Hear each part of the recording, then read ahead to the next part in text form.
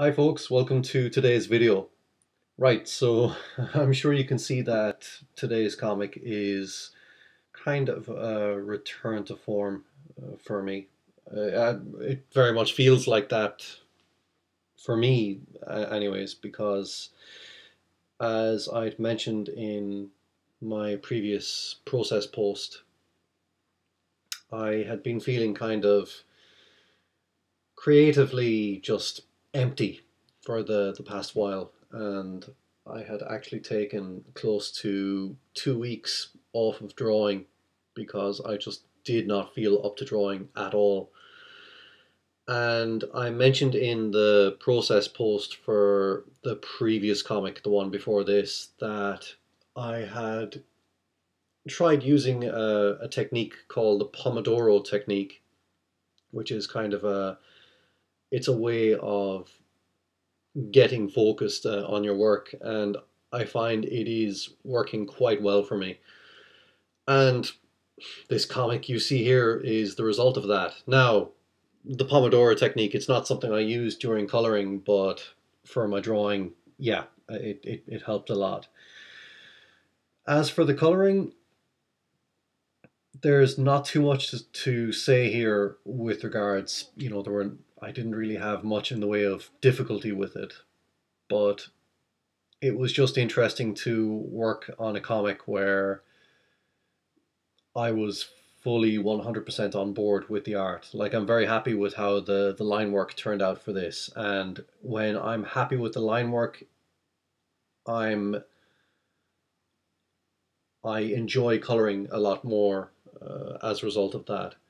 And I'm sure you can very much see that here, where there's a lot of different stuff going on with this comic. I mean, if you look at that final panel, um, I'm actually quite surprised at the fact that I rendered the character in the manner I did with the big areas of spot black. I'm typically not very confident about using spot blacks in my work, especially when it comes to rendering lighting on a character. Like in this case, I wanted the character's face to look extra dramatic, like there's heavy light coming up from beneath it.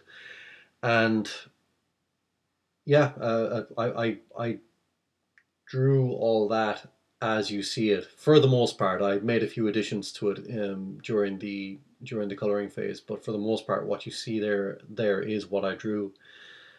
And as a result of that, I didn't really need to do much in the way of rendering lighting in that panel. Like, I just the added the flat colors and I left it at that. Like, I did think about adding a bit more rendering to it, but it came off as overly busy, overly fussy, doing things that way. So I just decided to leave things as they were, nice and flat. For the rest of the comic, I kind of went back and forth on sticking with like a flat color scheme and a more like painterly kind of rendered color scheme.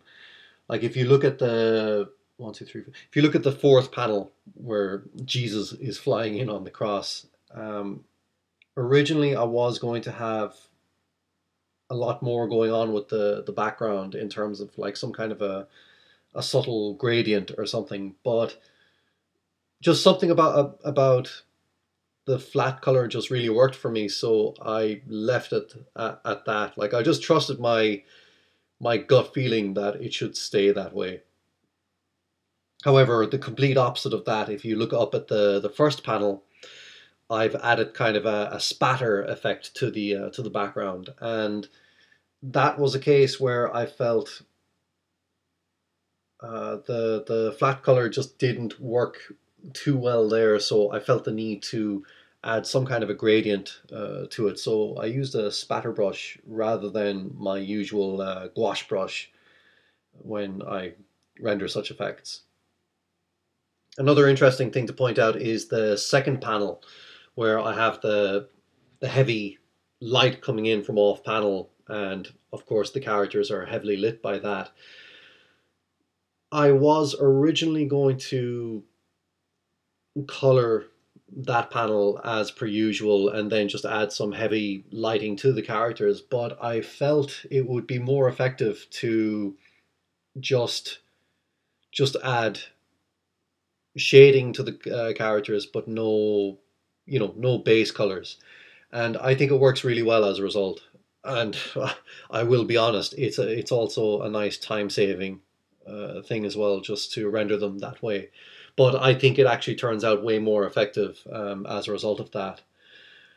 Then the third panel, that was a panel I had a lot of fun with because of just how dramatic it is, and it was an interesting challenge in terms of getting it colored, because as you're watching this, I don't know what point you're at right now, but originally I was going to actually have a color in the background behind the cross, and of course behind Dracula, or in front of Dracula maybe, but it didn't really work because when I did my thing of checking what the image looked like in grayscale, I noticed that those kind of bands of energy that you see on the ground in the image, they just got entirely, like the color I went for with them, it just got entirely lost against the color I had chosen for the background. So there wasn't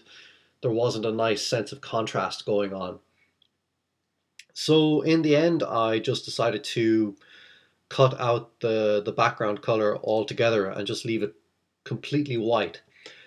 And I was afraid it would look too empty, but uh, if anything, it looks much better as a result. Like, it makes I mean, first of all, it just makes the image more striking. Like, it's very much the eye is drawn to that cross, and then we're brought down to the scene at the bottom, and everything contrasts very nicely as a result of that. Plus, it just gives the impression of like a blinding flash of light, which is in keeping with the previous panel. And yeah, yeah. So I'm very happy with how this one turned out, as I'm sure you can tell. So look, I will leave it at that, and I will talk to you at the next video. Take care.